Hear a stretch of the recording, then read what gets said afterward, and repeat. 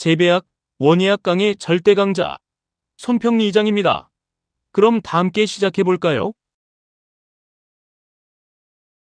간추린 재배원예학 16강 재해 문제풀이입니다. 문제 중에서 1번부터 18번까지 풀어보도록 하겠습니다. 1번부터 6번까지의 문제는 우박에 대한 피해와 그에 대한 대처에 관한 문제로 이루어져 있습니다. 그러면 여기에서 우리가 알아야 될 것은 우박이 무엇이고 우박의 특징, 그리고 어떠한 피해를 주고, 그리고 여기에서 사후 대책 어떻게 해야 하는가, 이것만 파악을 하게 되면 이 6개 문제는 쉽게 풀어집니다. 우박이라 하면 정나눈, 소나기 구름인데 여기에서 발생하는 얼음 결정이 떨어지는 겁니다. 주로 대기가 불안정한 늦봄이나 초가을에 주로 발생하기 때문에 과수에 주로 피해를 주는데, 과수 경우에는 착과기, 성숙기에 접어들 때입니다. 그렇기 때문에 피해가 큽니다. 우박의 특징은 발생 지역이 국지적이고 돌발적이고 짧은 시간에 큰 피해를 줍니다. 소나기 구름을 따라가면서 우박이 내리기 때문에 이러한 특징이 있습니다. 그 주요 피해는 과실과지에 직접적인 타박상과 열상을 입히고, 그 상처 부위를 통해서 병영균이 들어가는 2차 피해를 유발하게 됩니다. 그러면 이를 어떻게 해야 하는가? 방지 및 사후 대책은 방포망, 물리적으로 방포망을 설치를 해서 우박의 피해를 직접적으로 받지 않도록 하거나, 우박의 피해를 받았다고 한다면 피해 부위에 도포제 처리나 살균제를 살포하여 감염을 예방하는 겁니다. 그래서 2차 병해가 발생하지 않도록 미리 대책을 세우는 겁니다. 7번부터 12번은 건조해, 즉 한해와 수분 스트레스에 관한 내용입니다. 생리적 반응 측면에서 보면 수분이 부족하면 식물은 체내 앱시스산 농도를 높여서 기공을 폐쇄하고 증산을 억제합니다. 체내에 수분을 가둬둡니다. 그러면 기공을 폐쇄를 하게 되면 가장 큰 문제가 이산화탄소 흡수가 차단됩니다. 그러면 이산화탄소가 흡수가 되지 않으면 결국 광합성 효율이 급격히 하락합니다. 그래서 건조해가 발생을 하면 이로 인해서 기공을 폐쇄할 경우 이산화탄소가 흡수되지 않기 때문에 광합성이 저해된다. 이게 상당히 중요한 논리입니다. 한 해의 피해를 줄이기 위해서는 내건성 작물을 재배해야 되는데, 내건성 작물은 뿌리가 깊고, 즉 뿌리가 아주 깊숙이 들어가서 수분을 흡수할 수 있고, 또 내건성 작물은 기공이 작거나 적습니다. 그러니까 기공이 아주 작고 기공 숫자가 적습니다. 그리고 호흡량이 적은 작물로 가뭄에 강한 게 내건성 작물의 특징입니다. 문제 13번부터 18번까지는 습해와 대기 오염입니다. 그 대기 오염은 손해평가사에서 비중이 높지 않습니다. 그래서 기출문제는 간략한데, 제가 이전 강의에서 대기 오염할 때 상당히 자세하게 설명했기 때문에 그러한 부분, 특히 펜, 오존, 이러한 부분은 잘 비교하시기 바랍니다. 습의 원인은 토양 내 과잉 수분으로 인해서 뿌리의 산소가 부족하게 됩니다. 그러면 뿌리의 산소가 부족하게 되면 화는 상태의 토양에서 유독물질인 황화수소 등이 생성돼서 뿌리를 썩게 합니다. 그럼 뿌리가 제 역할을 하지 못하기 때문에 전체적으로 수분 흡수가 되지 않고, 또 그로 인해서 영양 흡수까지 제대로 되지 않기 때문에 수세가 약해짐으로 인해서 저항성이 약해지고 결국은 식물이 고사하게 될 수도 있습니다. 대책으로는 배수 관리를 철저히 하고, 일항, 즉 두둑을 쌓아서 일항의 재배를 함으로 인해서 습해를 예방, 그리고 내습성 품종을 선택한 게 중요합니다. 문제를 풀기 전에 핵심 내용을 정리해 봤기 때문에 이제부터 본격적으로 문제를 풀어보도록 하겠습니다. 1번, 우박비에 관한 설명으로 옳지 않은 것은 1. 전국적으로 7, 8월에 집중적으로 발생한다고 했는데, 제가 언제 늦봄,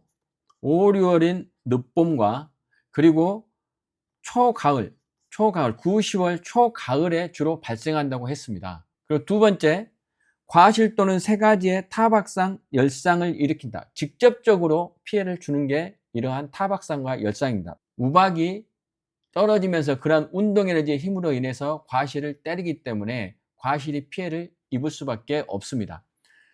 3. 비교적 단시간에 많은 피해를 일으키고 피해 지역이 국지적인 경우가 많다.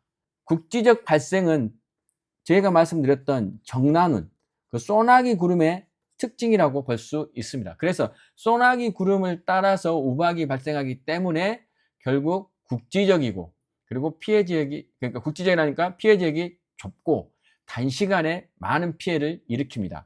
4번 같은 경우는 대책인데, 그물, 방포막을 나무에 씌워 피해를 경감시킬 수 있다. 직접적으로 우박이 작물에 닿지 않도록 물리적으로 조치를 한다는 겁니다. 그러면 답은 1번입니다. 말씀드렸듯이 5, 6월인 늦봄, 9, 10월인 초가을입니다. 그러면 7, 8월에는 왜 이게 피해가 발생하지 않냐 그러면, 우박은 지면 기온이 너무 높으면 낙하 도중에 녹아서 비가 됩니다. 그럼 7, 8월은 우리나라에서 기온이 가장 높기 때문에 얼음 결정이 유지되기 어렵습니다. 그래서 발생이 매우 드뭅니다. 2번, 우리나라의 과수 우박 피해에 관한 설명으로 옳은 것은, 그래가 여기서는 지문을, 선지를 3개를 주고 그 중에 고른 겁니다. 이게 제일 어려운 문제죠. 자, 기억. 피해 시기는 주로 착과기 성숙기에 해당된다. 그러니까 늦봄, 초가을, 그러니까 4, 5월, 9, 10월, 예, 맞는 표현입니다. 자, 니은. 다음에의 안정적인 결실을 위해 피해가원의 모든 과실을 제거한다. 이건 좀 제가 말씀을 드린, 다시 이건 자세히 설명하겠습니다. 디귿. 피해 후 2차적 병해를 발생시키는 간접적인 피해를 유발하기도 한다. 예, 그 상처를 통해서 2차 감염을 통해서 병해가 발생할 수 있으니까 기억 니은은 정확하게 맞는 답입니다. 니은. 다음에 안정적인 결실을 위해 피해가원의 모든 결실을 제거한다. 이 부분은 제가 앞에서 이론 강의를 하면서 약간 잘못 설명한 측면이 있기 때문에 조금 자세히 설명하도록 하겠습니다. 여기에서 모든 과실을 제거한다면 나무의 영양생장이 지나치게 왕성해져서 수세가 과다해집니다.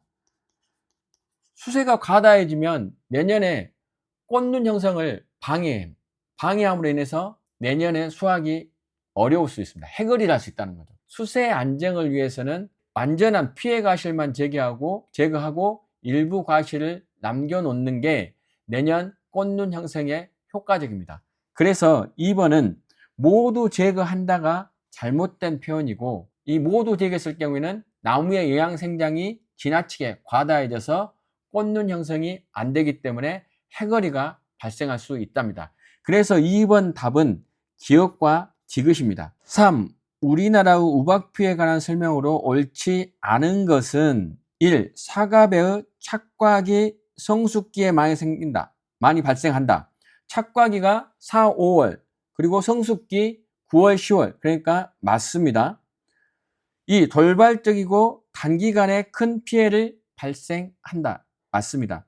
정난운, 즉 소나기 구름을 통해서 진행되기 때문에 우박은 지역 및 기상 조건에 따라서 발생하는 특정 지역에 한정되어 있기 때문에 이 광범위하게 분포하는 게 아니라 아주 좁은 국지적으로 피해를 발생하고 그 피해가 상당히 규모가 큽니다. 3. 지리적 조건과 관계없이 광범위하게 분포한다. 이것은 2번하고 충돌되는 거고 3번은 답이 맞지 않습니다. 이게 답입니다.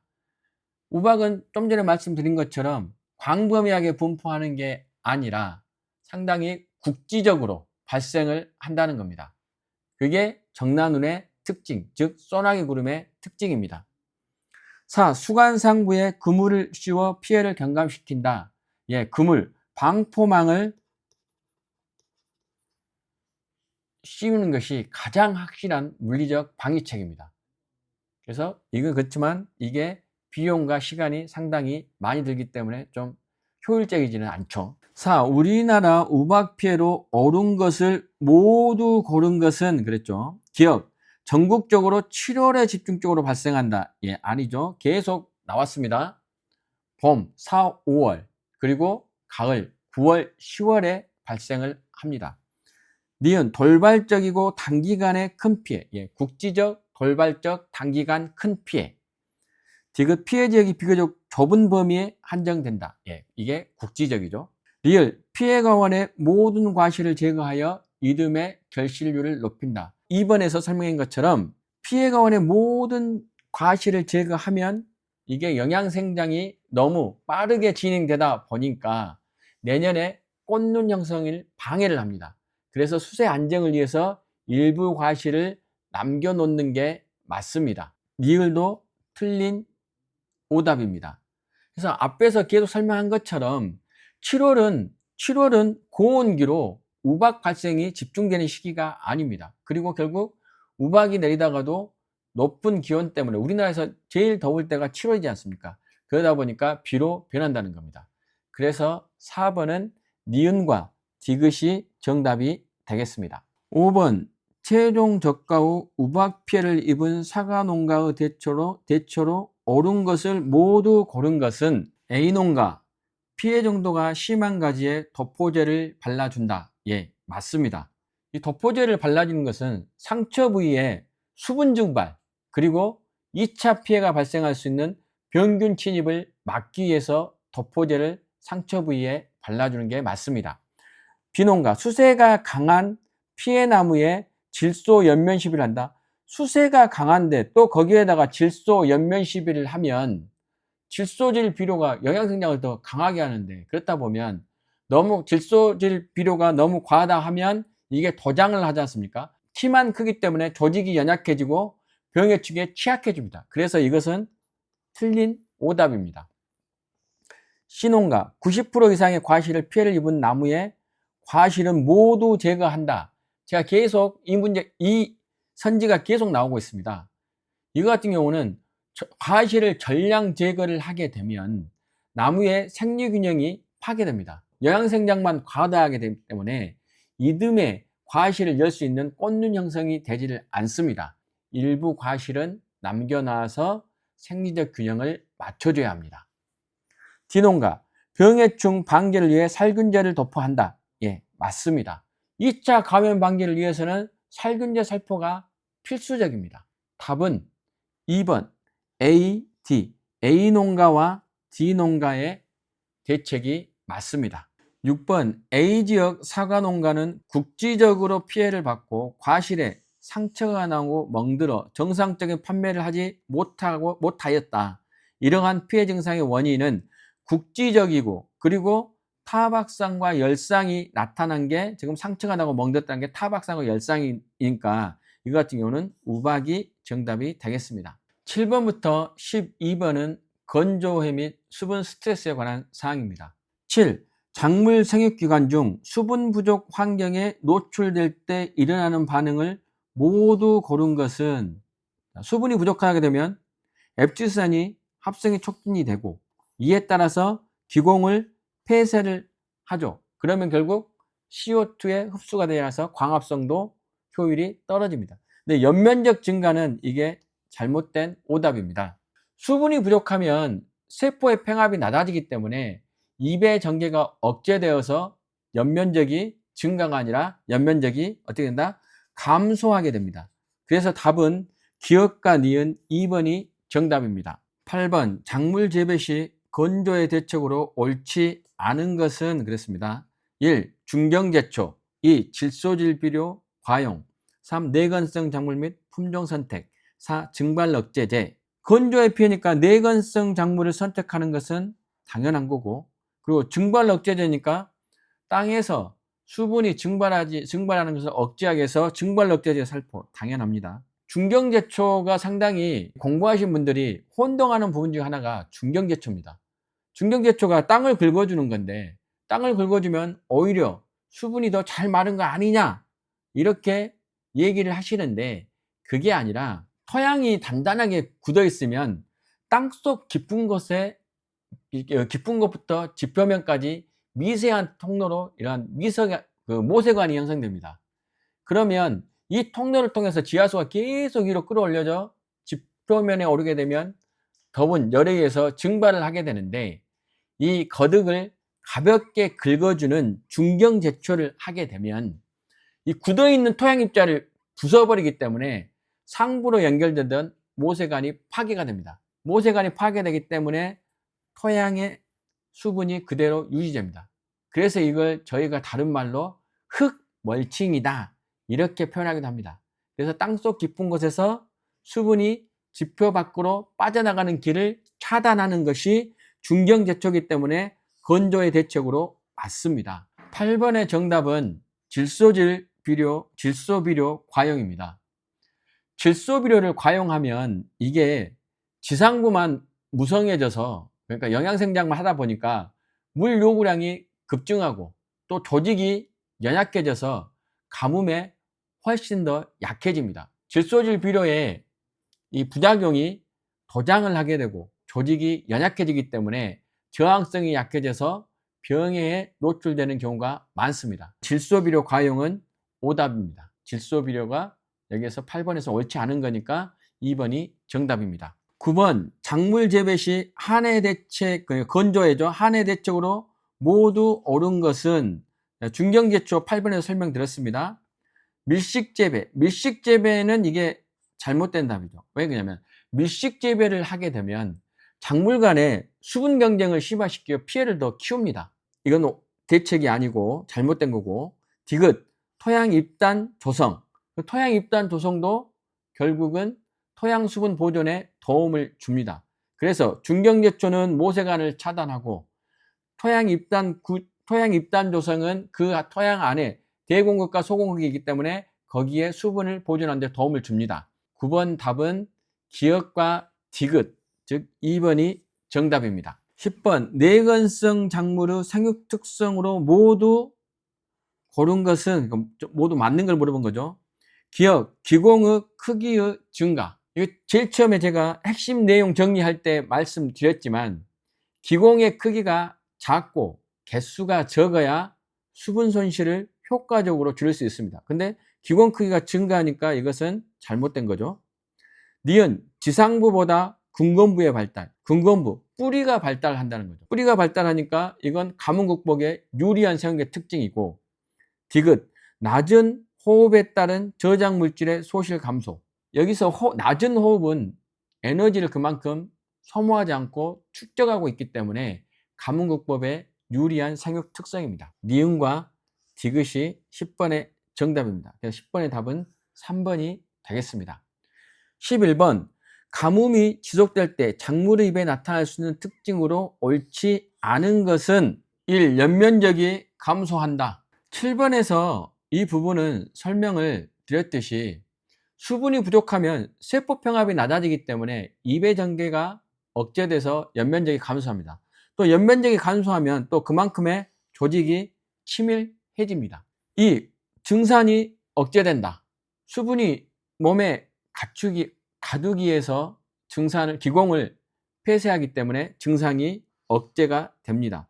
그러면 기공을 폐쇄하게 되면 이산화탄소가 흡수가 안 되기 때문에 광합성은 촉진이 되는 게 아니라 광합성의 효율은 저하가 된다가 맞습니다. 11번의 답은 3번입니다. 기공 폐쇄는 수분이 나가는 것도 막지만 이산화탄소도 들어오지 못하게 하기 때문에 광합성은 촉진되는 것이 아니라 오히려 심각하게 저하됩니다.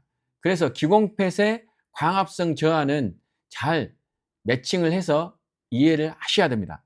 12번 토양 스트레스를 줄이기 위한 재배 방법으로 옳지 않은 것은 그랬습니다. 1번 요수량이 낮은 품종을 재배한다. 요수량이 낮은 품종이니까 이게 건조한 데서도 잘 자랄 수 있는 그러한 품종이니까 1번은 맞습니다. 2번 질소 과용을 발생하지 않도록 한다. 계속적으로 설명을 드렸잖아요. 질소질 비료가 과용이 되면 이게 도장을 하게 되고 조직이 연약해지기 때문에 저항성이 약해진다. 영양생장을 하기 때문에 지상부가 너무 잘 자라기 때문에 그만큼 수분을 잘 흡수를 하려고 하지만 뿌리가 그게 할 수가 없기 때문에 결국 질소 과용을 하면 되지 않는다. 맞습니다. 4번 밭 재배 시 제식 밀도를 높여준다. 제식 밀도를 높여주는 것은 밀식 재배하는 거잖아요. 밀식 재배는 작물끼리 수분 경쟁을 하기 때문에 이건 문제가 됩니다. 옳지 않는 것은 4번 밭재배 시 제식 밀도를 높여준다가 12번의 정답입니다. 2번은 좀 자세히 설명하려고 제가 좀 빼놨는데, 이론 강의를 할 때도 칼륨이 부족하면 안 된다. 왜? 토양의 수분 스트레스를 줄이기 위해서는 칼륨이 꼭 필요하다. 그 이유는 이 칼륨이 부족하면 기공 조절 능력이 상실됩니다. 그리고 두 번째로 삼투 조절 능력이 저하됩니다. 그러면 삼투 조절 능력이 저하되면 수분 유지력이 약화됩니다. 그 기공 조절 능력이 상실되면 식물이 가뭄이 오면 기공을 닫고 증산을 억제해야 되는데, 이때 이 칼륨 이온이 공변세포 밖으로 빠져나가서 기공이 닫히게 됩니다. 그러면 이게 칼륨이 부족하면 기공 개폐가 느려지거나 불완전해지기 때문에 결론적으로 가뭄 상황에서 기공이 제대로 닫히지 않기 때문에 체내 수분이 계속 증발하게 되고 결국 식물은 빠르게 고사하게 됩니다. 내건성 작물 재배와 가장 중요한 연관성, 칼륨 결핍이 발생하지 않도록 재배해야 한다. 이건 꼭 기억해 주시기 바랍니다. 13. 토양습해 예방대책으로 옳은 것은 그랬습니다. 1. 내습성 품종 선택. 당연한 거죠. 내습성. 왜? 습한 데서도 잘 자랄 수 있는 근화 품종을 선택해야 되니까. 2번 고랑파종. 고랑파종은 결국 고랑에 물이 이랑보다 더 잘 고이기 때문에 뿌리가 질식하기 쉽습니다. 그래서 고랑파종이 아니라 이랑파종이 되겠죠. 이랑파종. 3. 미숙유기물 사용. 미숙유기물을 사용하게 되면 미생물이 이것을 분해하면서 산소를 사용할 수밖에 없습니다. 그렇지 않아도 습해 때문에 토양에 물이 많아서 산소가 부족한데 산소가 더 부족하는 현상이 발생합니다. 4. 밀식재배. 이 밀식재배는 이게 한해 건조할 때도 문제가 되지만 습해일 때도 밀식재배가 해롭습니다. 습해의 가장 본질적인 문제는 토양 내 산소가 부족하다는 겁니다. 그러면 밀식재배를 하게 되면 그렇지 않아도 적은 토양에 산소가 부족한데 또 산소 경쟁이 발생할 수밖에 없고, 식물이 너무 빽빽하게 심어져 있기 때문에 포기 사이에 공기 흐름, 즉 통풍이 잘 되지 않기 때문에 통풍도 저하되고, 습해를 입은 토양은 물이 빨리 증발을 해야 되는데 밀식된 잎들이 지표면을 덮어버리니까 증발을 방해합니다. 지표면이 계속 축축하게 유지되고 뿌리에는 산소가 부족한 상태가 장기화됩니다. 밀식된 환경에서는 작물이 햇빛을 덜 받기 때문에 줄기만 잘 자라는 도장 현상을 보이지 않습니다. 웃자람 현상. 이게 저항성이 약해진다. 그래서 토양습해 예방 대책으로 밀식 재배는 맞지 않다. 14번 작물 재배 시 습해의 대책이 아닌 것은 1. 배수. 맞습니다. 당연히 토양에 물이 많으면 빨리 물을 빼줘야 되죠. 토양 개량. 예를 들어서 식토면, 사토나 이런 것들을 넣어서 토양을 개량하는, 객토를 하는 게 맞고, 자, 황상근 비료 시용. 이건 잠시 후에 설명하겠습니다. 4. 내습성 작물과 품종 선택. 이건 당연한 1순위 대책이죠. 그러면 결국 여기 답은 황상근 비료를 잘 몰라도 황상근 비료를 시용하면 안 된다. 이 말인데, 황상근 비료라는 것은 황산입니다. 황산. 그렇다면 이 비료는 흙답에 화는 상태의 독성인 황화수소를 이게 생성을 합니다. 이 황화수소가 뿌리를 손상시키므로 황상근 비료를 사용하면 되지 않습니다. 그래서 습해 대책으로 황상근 비료 시용은 맞지 않습니다. 그래서 14번의 정답은 황상근 비료 시용입니다. 15번 작물 재배 시 습해 대책 방지로 옳지 않은 것은 배수 맞습니다. 14번하고 유사한 똑같은 선지가 나오죠. 토양 개량 맞습니다. 증발 억제제 살포. 증발 억제제 살포는 이거 같은 경우는 건조해, 수분 스트레스일 때 토양에서 수분이 증발하지 않도록 하는 거기 때문에 증발 억제제 살포는 그렇지 않아도 물이 많은데 수분이 증발하지 못하게 한다는 것은 뿌리의 근본부의 환경을 더 어렵게 만드니까 이건 옳지 않으니까 15번의 답은 3번. 내습성 작물 선택은 가장 1차적인 대책입니다.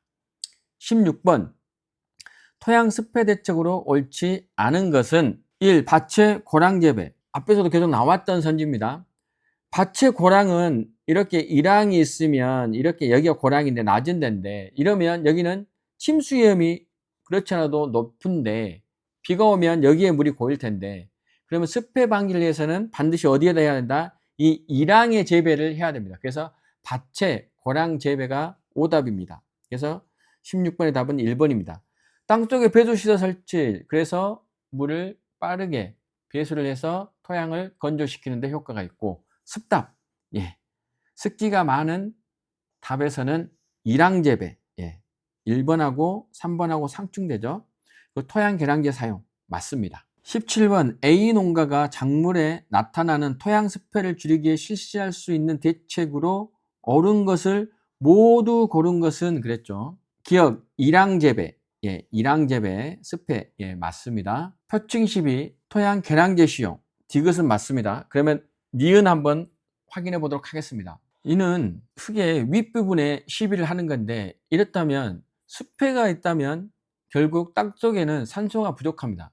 그런데 산소가 풍부한 겉흙에다가 비료를 주는 표층 시비는 습해를 줄일 수 있는 대책이 됩니다. 그래서 기억, 니은, 디귿이 정답입니다. 그래서 답은 4번이 되겠습니다. 18번 마지막 문제입니다. 작물 피해를 발생시키는 대기오염 물질이 아닌 것은 그랬죠. 아황산가스, 이산화탄소, 오존, 불화수소. 그렇다면 이산화탄소가 대기오염 물질은 아니죠. 식물에 있어서 이산화탄소는 광합성의 원료이고 일반적인 농대에서는 작물에 피해를 주는 대기오염 물질로 분류되지는 않습니다. 그래서 이산화탄소는 약 5,000 ppm까지는 이건 문제가 되지 않습니다. 5,000 ppm은 이게 인체의 그 허용 농도가 5,000 ppm입니다. 그리고 5,000 ppm은 이게 0.5%입니다.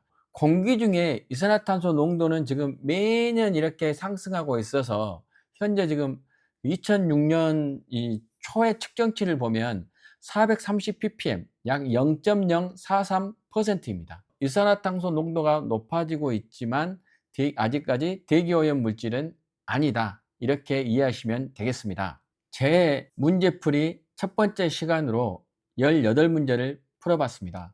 이해가 되지 않는다면 이론 강의를 돌아가셔서 한 번쯤은 점검을 해보는 것도 좋은 방법입니다. 합격의 그날까지 여러분의 열정을 응원합니다. 지금까지 손평리 이장이었습니다. 고맙습니다.